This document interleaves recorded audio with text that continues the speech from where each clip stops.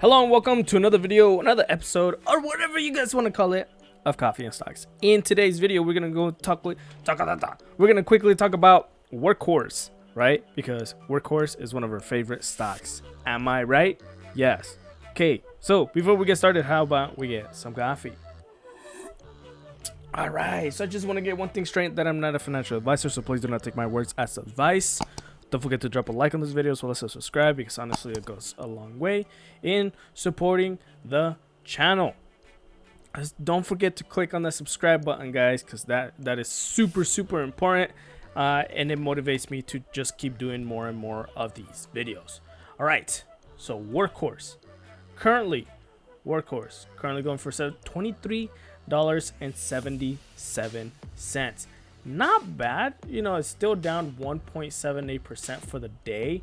It was a little scary. It opened up at around $22.81, and I'll let you guys know why in a little second. But in the 5-day or 1 week chart, we are still up for more than 4.15%, which is still pretty good, given that it just dropped massively on Wednesday, October 7th, obviously because of the tweet that Donald Trump had or something like that.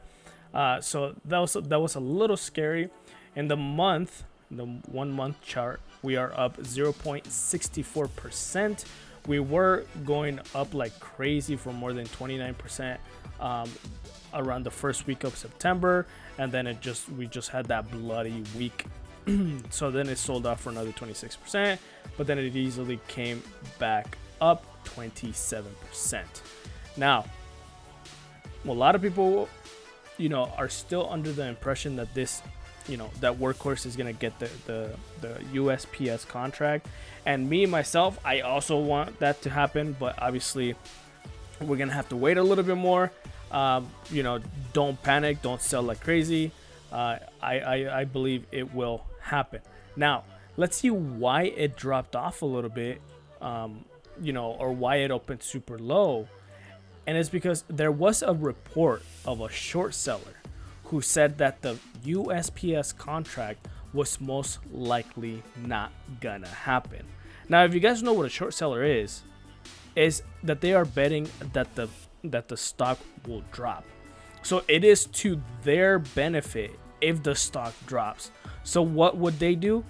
They just write a report saying, "Oh, that's never gonna happen. Oh, that's never gonna happen," and a lot of people read that report and then it just drops, right? So what ends up happening? They end up getting money and they laugh off and they walk off, right?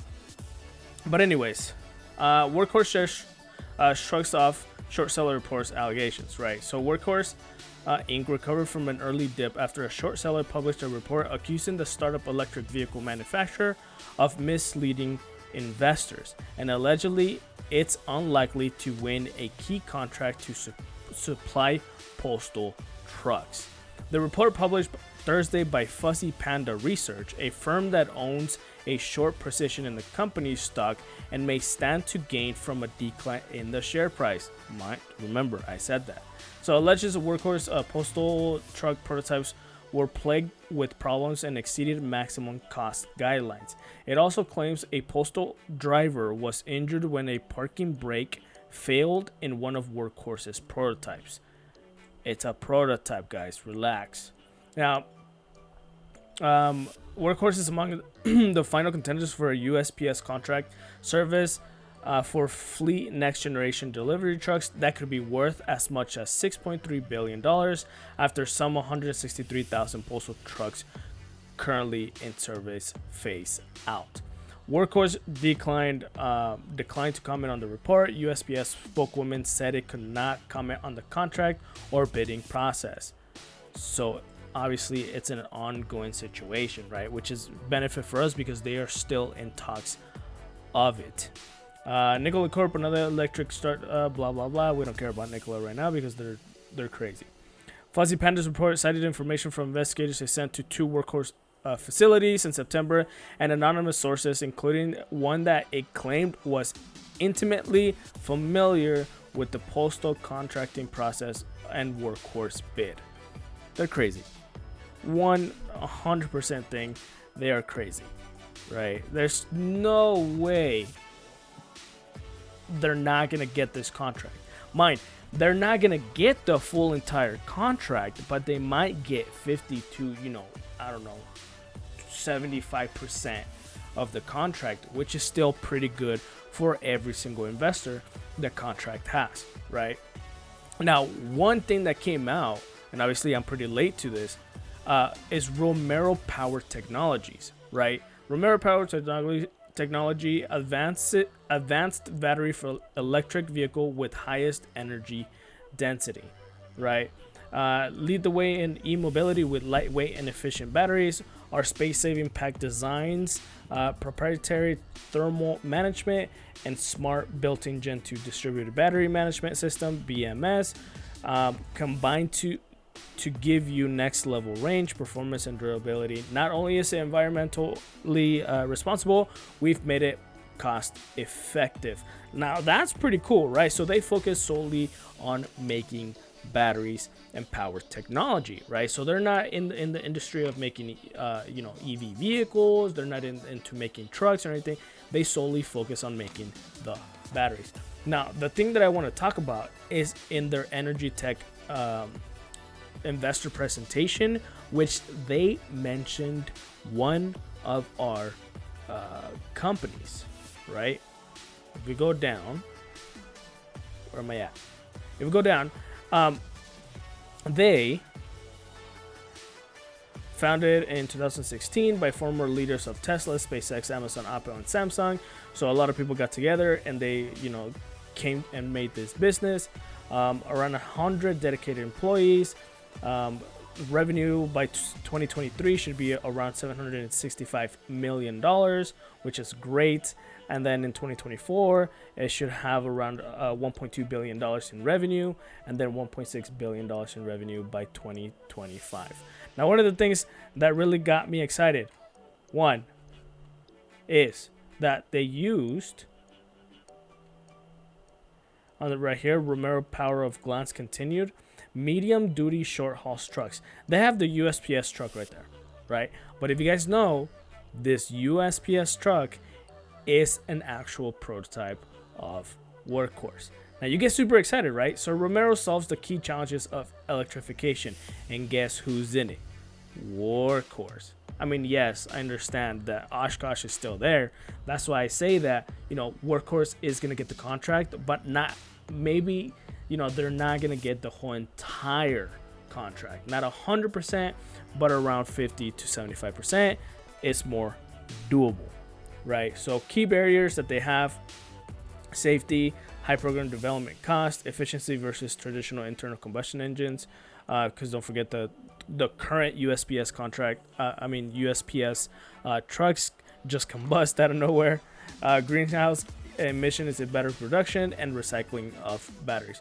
So they're trying to attack everything that they can for battery purposes, right? So I don't know why. Well, Nicola was here before it was a scam, but whatever. So it's super interesting that they have Workhorse in their presentation. Now, this doesn't mean that Workhorse actually got the contract, because then Workhorse would have said something by now, and someone would have leaked something, and we would have known, and the price of Workhorse would have just skyrocketed like crazy, right? Secured partnerships and commitment revenue in the CV space. They have the USPS is electrifying majority of its 200,000 vehicle fleet. Majority, not all, but majority, right? So if the majority is electrified, that means, Workhorse is doing electric vehicles, and it might get the contract for USPS. But that also means that Oshkosh is doing some sort of electric with a little bit of combustion, which it's weird, but whatever. They work with Ford.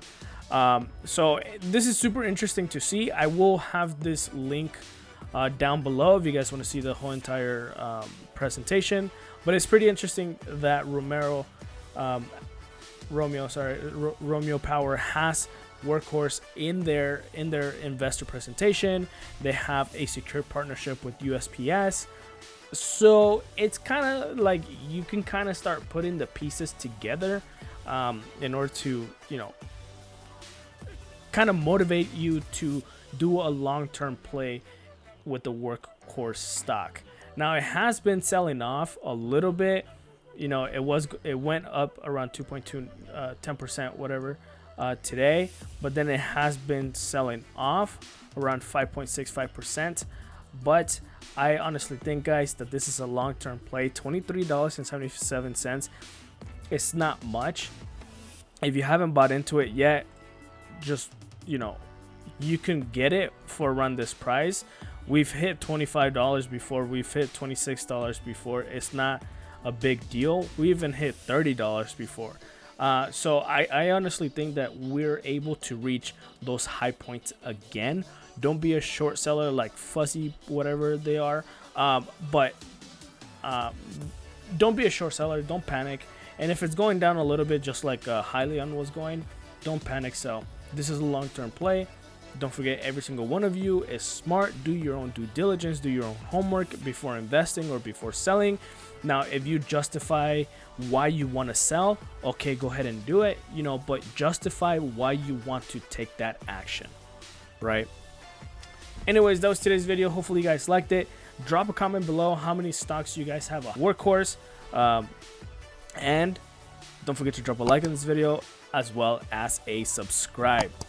Once we reach above 600 subscribers, I will be doing another giveaway, so make sure to stay tuned with that information.